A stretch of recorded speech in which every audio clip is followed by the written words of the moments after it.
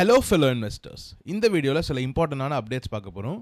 இன்றைக்கி மார்க்கெட்ஸ் ஓரளவுக்கு ஒரு சின்ன ரெக்கவரியை காமிச்சிருந்தது. But I don't think this is a definitive recovery. இது மேபி ஒரு சின்ன பவுன்ஸாக இருக்கலாம், இல்லை ஒரு ரிலீஃப் ரேலியாக இருக்கலாமே தவிர மேபி இங்கேன்னு சில பாயிண்ட்ஸ் மேலே கூட போகலாம். பட் கம்ப்ளீட்டாக எல்லாமே காம் டவுன் ஆகலை. குளோபல் மார்க்கெட்ஸ்க்கு ஏற்ற மாதிரி நிஃப்டியும் மேலே கீழே போக தான் போகுது. நம்ம எப்போ போல் நிஃப்டி ஹீட் மேப் பார்க்கலாம், ஆயில் ப்ரைஸஸ் செக் பண்ணலாம், இந்தியன் ருப்பியை செக் பண்ணலாம். அதெல்லாம் டிஸ்கஸ் பண்ணிவிட்டு இன்றைக்கி 2 இம்பார்ட்டண்டான அப்டேட்ஸ் இருக்குது. IDBI bank and Fino payments bank பற்றின ஒரு அப்டேட் இருக்குது. அதை பற்றி செக் பண்ணலாம். அண்ட் முக்கியமாக ஒரு விஷயம் உங்கள் கூட நான் ஷேர் பண்ணணும்னு நினச்சிருந்தேன். என்னோட இன்வெஸ்ட்மெண்ட் ஃப்ரேம் ஒர்க் எப்படி, என்னோட இன்வெஸ்ட்மெண்ட் ஸ்ட்ராட்டஜி என்னங்கிறத உங்கள் கூட நான் ஷேர் பண்ணணும்னு நினச்சிருந்தேன். என்னோட இன்வெஸ்ட்மெண்ட் ஜேர்னிலேருந்தே, என்னோட பாஸ்ட் இன்வெஸ்ட்மெண்ட்ஸ்லேருந்தே நான் சில எக்ஸாம்பிள்ஸ் எடுத்து உங்கள் கூட நான் டிஸ்கஸ் பண்ண போகிறேன். இது உங்களுக்கு யூஸ்ஃபுல்லாக இருக்கும் நம்பி தான் ஷேர் பண்ணுறேன். வாங்க வீடியோக்குள்ளே போகலாம். நான் இன்றைக்கி மார்க்கெட் முடிஞ்சதுக்கப்புறம் தான் ரெக்கார்ட் பண்ணுறேன். நிஃப்டி 50 1.11% க்ரீனில் முடிஞ்சிருந்தது. அரௌண்ட் 2 o'clock 2:30 வரைக்கும் மார்க்கெட் ரொம்பவே நெகட்டிவாகவும் ஃப்ளாட்டாகவும் தான் ட்ரேட் ஆகிட்டு இருந்தது. பெரிய ஸ்விங் எதுவுமே இல்லை. திடீர்னு ஒரு அப் மூவ் கொடுத்து கிட்டத்தட்ட 250-300 பாயிண்ட்ஸ் நிஃப்டியில் ஒரு சிங்கிள் கேண்டில் ரெக்கவர் காமிச்சது. 1.11% க்ரீனில் முடிஞ்சிருந்தது. ஏஷியன் மார்க்கெட்ஸ் எல்லாமே இன்றைக்கி ஓரளவுக்கு நல்லா தான் பெர்ஃபார்ம் பண்ணிகிட்டு இருந்தது. நிஃப்டியும் கண்டிப்பாக நல்லா பெர்ஃபார்ம் பண்ணுங்கிற எதிர்பார்ப்பில் தான் நான் இன்றைக்கி மார்க்கெட் ஓப்பன் பண்ணேன். பட் பெருசாக எந்த பர்ஃபார்மன்ஸுமே காட்டல. கொஞ்சம் டிசப்பாயிண்டிங்காக தான் இருந்தது. பட் எண்ட் ஆஃப் த டேல நிஃப்டி 50 அண்ட் லார்ஜ் கேப்ஸ் மட்டும் கொஞ்சம் நல்லா பெர்ஃபார்ம் பண்ணியிருந்தது. Nifty mid cap 0.37%, small cap 0.36% இன்றைக்கி ரெட்டில் தான் முடிஞ்சிருந்தது. செக்டரெல்லாம் பார்த்தாலும் நிஃப்டி ஐடி இன்றைக்கி ஃப்ளாட்டாக தான் இருந்தது. எஃப்எம்சிஜி அண்ட் ஃபினான்ஷியல்ஸ் இன்றைக்கி சூப்பராக பெர்ஃபார்ம் பண்ணியிருக்காங்க. தீமேட்டிக்காக நம்ம வழக்கம் போல் கேபிட்டல் மார்க்கெட்ஸ் இண்டெக்ஸை பார்த்துருவோம்.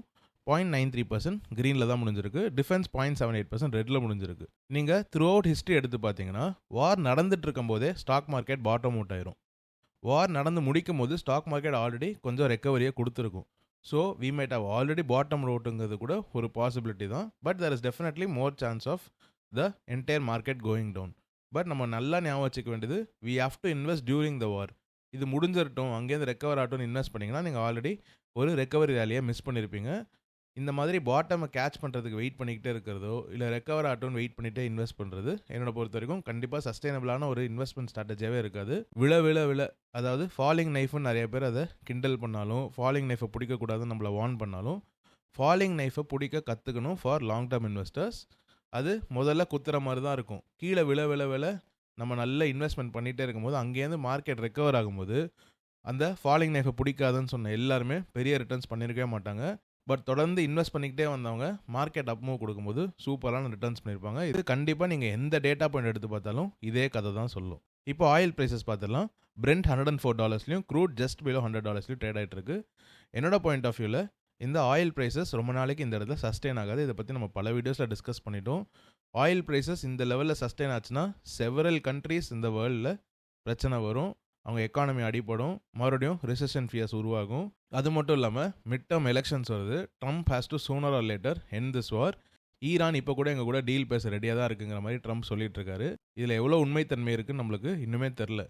But ultimately I don't think this will last for a long time. Indian rupee எப்பவும் போல் அந்த வீக்கனிங் ஜோன்லேயே தான் இருக்குது. 92.33 கரண்ட்டாக இருக்குது. இன்றைக்கி கிட்டத்தட்ட 92.45, ஆல்மோஸ்ட் 92.5 தொட்டுருச்சு.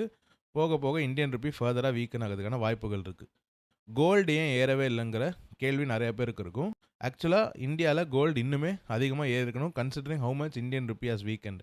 பட் யூஎஸ் டாலரோட ஸ்ட்ரென்த்தனிங்னால கோல்டு குளோபலாக ஏறாத காரணத்தினால கோல்டு ப்ரைஸஸ் பெருசாக இன்னுமே ரேலி கொடுக்கல. Plus already it gave a beautiful rally. இதுக்கப்புறமும் ஏறலைன்னு ஏக்கத்தோடு கேட்குறவங்க ஆப்வியஸாக அந்த ரேலியில் பார்ட்டிசிபேட் பண்ணாதவங்களாக இருப்பாங்க. இல்லை பீக்கில் வாங்கிட்டு இன்னுமே ஹோல்ட் பண்ணிக்கிட்டு எப்படா ஏறும்னு பார்த்துட்டு இருக்கிறவங்கள தான் இருக்க முடியும். இன்றைக்கி ஐடிபிஐ பேங்க் பற்றி ஒரு அப்டேட் வந்திருக்கு. 16.53% ரெட்டில் முடிஞ்சிருக்கு. ஐடிபிஐ பேங்க்கோட டிஸ்இன்வெஸ்ட்மெண்ட் இந்த வருஷம் நடக்காமல் போகிறதுக்கான வாய்ப்பு இருக்குதுன்னு ஒரு நியூஸ் வந்த உடனே ஷேர் ப்ரைஸ் பிச்சுக்கிட்டு இறங்க ஆரம்பிச்சிருச்சு. லாஸ்ட் 1 மந்த்லேயே கிட்டத்தட்ட 30% ஸ்டாக் டிக்ளைன் ஆயிருக்குன்னு இந்த ஆர்டிக்கலில் மென்ஷன் பண்ணியிருக்காங்க. ஐடிபிஐ பேங்க்கோட டைவெஸ்ட்மெண்ட் ப்ராசஸ் இன்னுமே டிலே ஆகிறதுக்கான வாய்ப்புகள் இருக்குது. 2 key பிட்டர்ஸ், அதாவது பிரேம் வத்சாவோட ஃபேர்ஃபேக்ஸ் ஃபினான்ஷியல் ஹோல்டிங்ஸும் எமிரேட்ஸோட என்பிடி, இது ஒரு துபாய் பேஸ்ட் பேங்கிங் குரூப், இவங்க 2 பேர் தான் மேஜர் பிட்டர்ஸாக இருந்தாங்க. அவங்களோட ப்ரைஸ் கவர்மெண்ட் ஏற்கனவே எஸ்டாப்ளிஷ் பண்ண ப்ரைஸ் அளவுக்கு மேட்ச் ஆகாத காரணத்தினால இந்த டைவெஸ்ட்மெண்ட் ப்ராசஸை நிறுத்தி வச்சுருக்காங்க. ஏற்கனவே எமிரேட்ஸ் என்பிடிங்கிறவங்க ஆர்பிஎல் பேங்க்கில் ஸ்டேக் எடுக்க போகிறாங்க, அந்த ப்ராசஸில் இருக்காங்க. கிட்டத்தட்ட 60% ஸ்டேக் எடுக்கிறதுக்கு வரைக்கும் அவங்க அப்ரூவல் வாங்கிட்டாங்க. சிஎஸ்பி பேங்க்கில் ஃபேர்ஃபேக்ஸ் ஃபினான்ஷியல்ஸ் ஆல்ரெடி வந்து கண்ட்ரோல் வச்சிருக்காங்க. 40% ஸ்டேக் அவங்க தான் ஹோல்ட் பண்ணிட்டு வராங்க. இவங்க தான் வந்து மேஜர் பிட்டர்ஸாக இருந்தாங்க. எல்ஐசியும் கவர்மெண்ட்டும் சேர்ந்து கிட்டத்தட்ட 90% ஆஃப் த ஸ்டேக்கை ஐடிபிஐ பேங்க்கில் ஹோல்ட் பண்ணிட்டு வராங்க. இந்த டைவர்ஸ்மெண்ட் ப்ராசஸில் 60% ஆஃப் த ஸ்டேக்கை விற்க போகிறாங்க. யார்? Government of India and LIC. இது 30,000 crores ரெவன்யூ கவர்மெண்ட்டுக்கு வருங்கிற ஒரு எதிர்பார்ப்பில் பண்ண ஒரு ப்ராசஸ் தான். ஆல்ரெடி 94% ஆஃப் த ஸ்டேக் எல்ஐசியும் கவர்மெண்ட்டுக்கு மத்தியில் தான் இருக்குது. இதனால ஃப்ரீ ஃப்ளோட் ஆஃப் ஷேர்ஸ் கம்மியாக இருக்குங்கிற மாதிரி சில பிட்டர்ஸ்லாம் வந்து மென்ஷன் பண்ணியிருக்காங்க.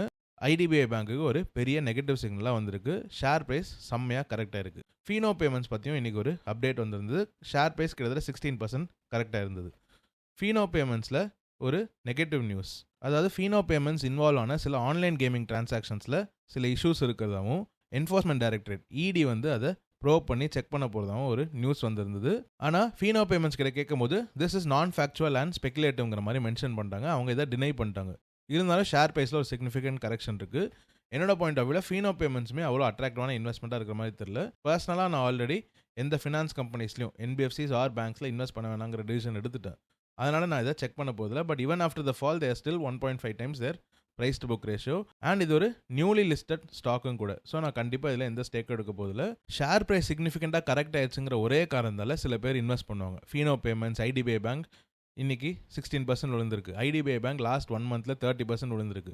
இது ரெக்கவர் ஆகும்போது நம்மளுக்கு நல்ல ரிட்டர்ன்ஸ் கிடைக்குங்கிற ஒரு எதிர்பார்ப்பில் ப்ரைஸ் ஆக்ஷனை மட்டுமே பார்த்து இது கான்ட்ரேன் இன்வெஸ்டிங்கிற ஒரு மைண்ட் செட்டில் போய் இன்வெஸ்ட் பண்ணுவாங்க. என்னோட பாயிண்ட் ஆஃப் வியூவில் அது தவறான ஒரு முடிவாக இருக்கும். இப்போ நான் என்னோட இன்வெஸ்ட்மெண்ட் ஸ்ட்ராட்டஜி உங்ககிட்ட மேலோட்டமாக சொல்கிறேன். இது ரொம்ப பேசிக்கான எக்ஸ்ப்ளனேஷன் தான். இது தவிர நான் ஃபண்டமெண்டல் அனாலிசிஸ், வேல்யூவேஷன் அனாலிசிஸ், அந்த கம்பெனியோட ஹிஸ்ட்ரி, ஆனுவல் ரிப்போர்ட்ஸ்லாம் பார்க்குறது செகண்டரி. டீட்டெயில் ரீசர்ச் பண்ணுறது செகண்டரி. மேலோட்டமாக நான் எப்படி கம்பெனிஸை ஷார்ட் லிஸ்ட் பண்ணுவேங்கிற சில ஐடியாஸ் உங்கள் கூட நான் ஷேர் பண்ணுறேன். இதை நான் என்னோட இன்வெஸ்ட்மெண்ட் ஜர்னலேருந்து சில எக்ஸாம்பிள்ஸும் எடுத்து உங்கள் கூட டிஸ்கஸ் பண்ணுறேன். Finding quality companies at 52 week close, இதுதான் ஃபஸ்ட்டு ஸ்டெப்பு. 52 week க்ளோஸ் கிட்ட இருக்கிற கம்பெனிஸ்லாம் ஷார்ட் லிஸ்ட் பண்ணிவிட்டு அதில் சில மெட்ரிக்ஸை வச்சு நம்ம ஸ்க்ரீனரில் ஷார்ட் லிஸ்ட் பண்ணிடலாம். For example high return on equity, இல்லை high return on capital employed, இல்லைனா ரெகுலராக ப்ராஃபிட்டை க்ரோ பண்ணிகிட்டே வர கம்பெனிஸ், லாங் டேர்மில் வந்து சஸ்டைனபிளான இபிஎஸ் க்ரோத் இருக்கிற கம்பெனிஸ்னு, நம்மளுக்கு தேவையானது கடன் கம்மியாக இருக்கிற கம்பெனிஸ்னு, நம்மளுக்கு எதெல்லாம் ரொம்ப முக்கியமான விஷயமோ கம்பெனிஸில் அதெல்லாம் என்டர் பண்ணிவிட்டு நம்ம 52 week க்ளோஸில் இருக்கிற குவாலிட்டி கம்பெனிஸை ஷார்ட் லிஸ்ட் பண்ணிடணும். அப்புறம் இந்த ஷேர் ப்ரைஸ், அதாவது நம்ம ஷார்ட் லிஸ்ட் பண்ண கம்பெனிஸில் இவ்வளோ கரெக்ஷன் நடந்திருக்குல்ல, அதுக்கு முக்கியமான காரணம் வெறும் சென்டிமெண்ட்டாங்கிறத நம்ம செக் பண்ணணும். அதுக்கு நிஜமாலே புவர் பர்ஃபார்மன்ஸ் காரணமாக இருந்தாலோ, இல்லைனா வந்து அந்த கம்பெனி அவங்களோட கைடன்ஸை கொடுத்துட்டு அதை சரியாக மீட் பண்ணாமல் இருந்த காரணத்தினாலோ, இல்லை மேனேஜ்மெண்ட் இஷ்யூங்கிற காரணத்தினாலேயோ விழுந்திருந்தால் அதெல்லாம் அவாய்ட் பண்ணிடணும். அந்த கம்பெனி கீழே விழுந்ததுக்கான காரணம் வெறும் சென்டிமெண்ட்டாக, அதுவும் அந்த சென்டிமெண்ட் ஜஸ்டிஃபையபிளாக இல்லையாங்கிறத ஃபஸ்ட்டு நம்ம கண்டுபிடிக்கணும். அப்படி அன்ஜஸ்டிஃபைடு பேட் சென்டிமெண்ட்னால அது வந்து விழுந்திருந்ததுன்னா அந்த கம்பெனிஸ்லாம் நம்ம ஷார்ட் லிஸ்ட் பண்ணிப்போம். அந்த ஷார்ட் லிஸ்டட் கம்பெனிஸில் இது மறுபடியும் ரெக்கவர் ஆகிறதுக்கு ஏதாவது கேட்டலிஸ்ட் இருக்கா, அதாவது இந்த கம்பெனி மறுபடியும் ரெக்கவர் ஆகிறதுக்கு ஏதாவது நியூஸ் வரணுமா, இல்லை இவங்க ஏதாவது ஒரு பர்ஃபார்மன்ஸை காட்டணுமா, அதை இவங்களால் காட்ட முடியுமாங்கிறதெல்லாம் நம்ம அனலைஸ் பண்ணணும்னா நம்மளுக்கு ஒரு ஃபியூ கம்பெனிஸ் கிடைக்கிறதுக்கான வாய்ப்புகள் இருக்குது. இது பண்ணதுக்கப்புறம் இந்த கம்பெனிஸில் நம்ம ஆப்வியஸாக அந்த மேனேஜ்மெண்ட் பற்றி, அவங்களுக்கு வந்து நல்ல பிராண்ட் நேம் இருக்கா, எக்கனாமிக் மோட் இருக்கா, இல்லைனா அவங்க வந்து லாங் டேர்மில் எப்படி பெர்ஃபார்ம் பண்ணியிருக்காங்க, ஹிஸ்டாரிக்கல் பர்ஃபார்மன்ஸ் எப்படி இருக்குது, ஃப்யூச்சரில் அவங்க எவ்வளோ கைடன்ஸ் கொடுத்துருக்காங்க, அதெல்லாம் நம்ம பார்க்கலாம். பட் இந்த 3 பாயிண்ட்டையும் சாட்டிஸ்ஃபை பண்ணுற மாதிரி ஒரு கம்பெனி கிடச்சதுன்னா 99% ஆஃப் த டைம் அது ஒரு நல்ல இன்வெஸ்ட்மெண்ட்டாக தான் இருக்கும். ஃபார் எக்ஸாம்பிள், நான் ஆல்ஃபபெட்டில் இன்வெஸ்ட் பண்ணியிருந்தேன். அது டபுள் ஆனோன்னா வித்துட்டங்கிறத உங்கள்கிட்ட நான் மென்ஷன் பண்ணியிருந்தேன். அது டபுள் ஆனோன்னா விற்றதுக்கு இன்னும் வருத்தப்படுறேன். பட் நான் இந்த கம்பெனியை பிக் பண்ணது கிட்டத்தட்ட இந்த ஃப்ரேம் ஒர்க் வச்சு தான். அது 52 week லோ கிட்ட தான் ட்ரேட் ஆகிட்டு இருந்தது. அது கீழே விழுந்ததுக்கு சில ஸ்பெசிஃபிக்கான அன்ஜஸ்டிஃபைபிள் காரணங்களும் இருந்தது, சென்டிமெண்ட் புவராக இருந்தது. ஃபார் எக்ஸாம்பிள், எல்எல்எம்ஸ், சாட் ஜிபிடியோ ஓப்பனையோ வந்து கூகுள் சர்ச் என்ஜினை காலி பண்ணிடுங்கிற மாதிரி ஒரு சென்டிமெண்ட் போயிட்டு இருந்தது, which obviously cannot happen. Search engine was still growing at an amazing rate. அது தவிர ஒரு ஆன்டி ட்ரஸ்ட் கேஸும் போயிட்டு இருந்தது. கூகுள் க்ரோமை வந்து கூகுள் விற்க வேண்டியதாக இருக்குங்கிற ஒரு கேஸும் போயிட்டு இருந்தது. ஸோ இந்த கேஸில் கூகுள் வெளியில் வந்துட்டாங்கன்னா, இல்லை அவங்க சர்ச் என்ஜினில் மறுபடியும் க்ரோத்தை நல்லா காட்டிட்டாங்கன்னா, விச் இஸ் த கேட்டலிஸ்ட், அப்போது ஷேர் ப்ரைஸ் ரெக்கவர் ஆகுங்கிற ஒரு பாயிண்ட் ஆஃப் வியூவில் தான் நான் ஆல்ஃபபெட் இன்வெஸ்ட் பண்ணியிருந்தேன். $150, $140 கரெக்டாக டேரிஃபில் அது இன்னுமே இருந்தது, அங்கெல்லாம் நான் இன்வெஸ்ட் பண்ணியிருந்தேன். அண்ட் அங்கேருந்து அது ஒரு சூப்பரான ரிட்டர்னும் கொடுத்துருந்தது. பட் நான் ஆல்ஃபபெட்டில் ஒரு நல்ல ரிட்டர்ன் பார்த்தோன்னா எக்ஸிட் ஆகிட்டேன். இன்றைக்கி நான் அதை எக்ஸிட் ஆகிருக்கக்கூடாதுன்னு தான் நினைக்கிறேன். பட் நான் அந்த கம்பெனியை பிக் பண்ண ஸ்ட்ராட்டஜி ஸ்டில் சக்ஸஸ்ஃபுல் ஸ்ட்ராட்டஜிங்க, அதை நான் ஸ்ட்ராங்காக பிலீவ் பண்ணுறேன். மணப்புரம் ஃபினான்ஸ்லையும் இதை நான் அப்ளை பண்ணி ஒரு தடவை இன்வெஸ்ட் பண்ணியிருந்தேன். 52 வீக் லோவில் அந்த கம்பெனி ட்ரேட் ஆகிட்டு இருந்தது. அதுக்கு முக்கிய காரணம் ஆஷிர்வாத் ஃபினான்ஸை வந்து பேன் பண்ணியிருந்தாங்க. புதுசாக எந்த லோன்ஸை டிஸ்பர்ஸ் பண்ணக்கூடாதுங்கிற மாதிரி ஆர்பிஐ ஒரு ரூலிங் போட்டிருந்தது. அப்போது அது கண்டிப்பாக ஒரு டெம்பரரி விஷயங்கிறத நான் க்ளீனாகவே புரிஞ்சிருந்தேன். அண்ட் மணப்புரம் ஃபினான்ஸோட என்டையர் புக்ஸில் ஆஷிர்வாத் ஃபினான்ஸ் சொல்லி 25%. So which I felt was unjustified. Sentiment was very poor. எல்லாருமே வந்து இந்த கம்பெனி காலியாக பெருசாக க்ரோத்தை காட்ட முடியாது அப்படி இப்படின்னாங்க. This company was already trading at a cheap price. அதுக்கப்புறம் ஒரு 30-40% ட்ராப் ஆனோன்னே நான் வந்து கண்டிப்பாக நல்லா பர்ஃபார்ம் பண்ணணும்னு இன்வெஸ்ட் பண்ணியிருந்தேன். பட் மணப்புரம் ஃபினான்ஸ்லையும் நான் அதே தப்பு தான் பண்ணேன். ஒரு டீசனான ரிட்டர்ன் வந்தோன்னே நான் குவிக்காக எக்ஸிட் ஆகிட்டேன். பெயின் கேபிட்டல் நியூஸ் வர டைமில் நினைக்கிறேன் நான் அரௌண்ட் அந்த 230-240 ருபீஸில் எக்ஸிட் ஆகிட்டேன். அது நான் எக்ஸிட் ஆனதுக்கப்புறம் கொஞ்சம் விழலாம் விழுந்துச்சு. Maybe I made a right decision கூட நினச்சிட்டு இருந்தேன். But today I definitely regret selling it early. But இந்த இன்வெஸ்ட்மெண்ட் ஸ்ட்ராட்டஜி கண்டிப்பாக ஒர்க் ஆயிருக்கு. இந்த ஃப்ரேம் ஒர்க் ஆயிருக்குங்கிறதுக்காக நான் இந்த 2 எக்ஸாம்பிள்ஸ் உங்க கூட நான் ஷேர் பண்ணியிருக்கேன். இதில் முக்கியமாக நம்ம நோட் பண்ண வேண்டியது, we should avoid contrarian takes based on price action.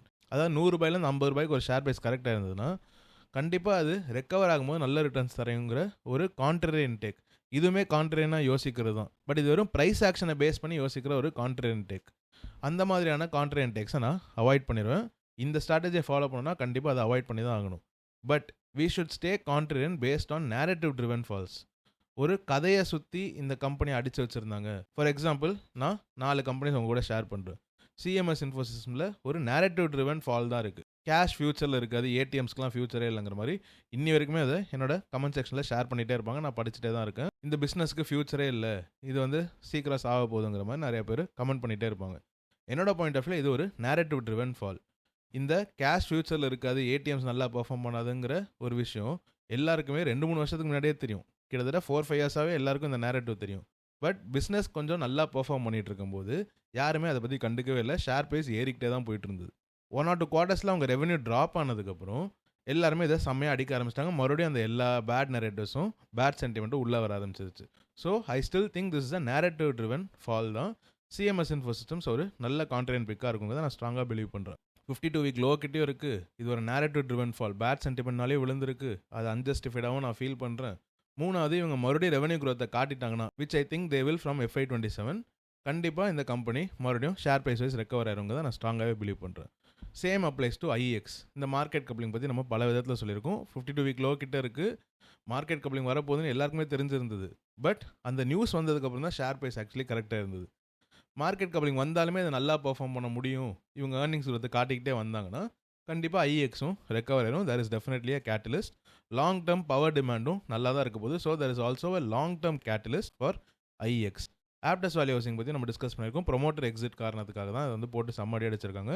இந்த வார் டைமில் நம்மளுக்கு இன்னுமே டிஸ்கவுண்டடாக கிடைக்குதுங்கிறது என்னோட point of view. So 52 week லோக்கிட்டே இருக்குது.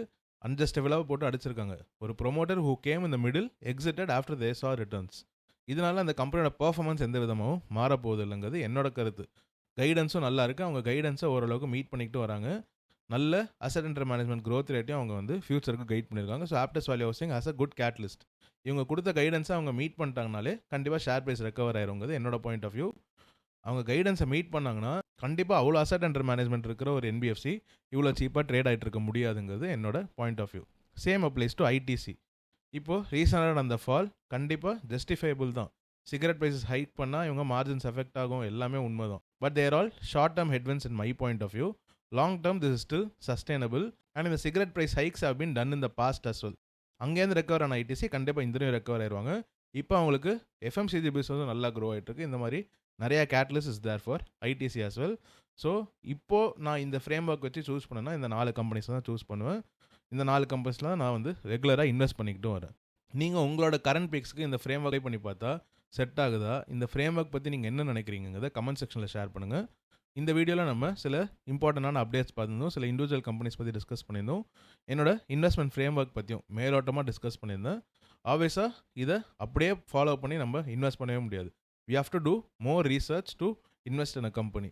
நான் எப்படி கம்பெனிஸை ஷார்ட் லிஸ்ட் பண்ணுவாங்கிறதுக்கு சில ஐடியாஸ் மட்டும் தான் உங்கள்கிட்ட ஷேர் பண்ணியிருந்தேன். I hope you found it useful. இந்த வீடியோ உங்களுக்கு யூஸ்ஃபுல்லாக இருந்ததுன்னா லைக் பண்ணுங்கள், ஷேர் பண்ணுங்கள், இந்த சேனலுக்கு சப்ஸ்கிரைப் பண்ணி என்னை சப்போர்ட் பண்ணுங்கள். Thank you so much. Hello fellow investors. இந்த வீடியோவில் டிஸ்கஸ் பண்ணுற எந்த கம்பெனிஸையுமே ஸ்டாக் ரெக்கமெண்டேஷன்ஸாக எடுத்துக்காதீங்க. என்னால் பை கால், ஹோல் கால், செல் கால் எதுவுமே ரெகுலேஷன்ஸ் படி கொடுக்க முடியாது. இது உங்களுக்கு புரியும்னு நம்புகிறேன். நீங்கள் உங்களோட own research and due diligence பண்ணி மட்டும் ஒரு இன்வெஸ்ட்மெண்ட் டிசிஷன் எடுங்க. முடிஞ்சால் ஒரு நல்ல ஃபினான்ஷியல் அட்வைசர் கிட்ட கேட்டே டிசைட் பண்ணுங்கள். Thank you so much.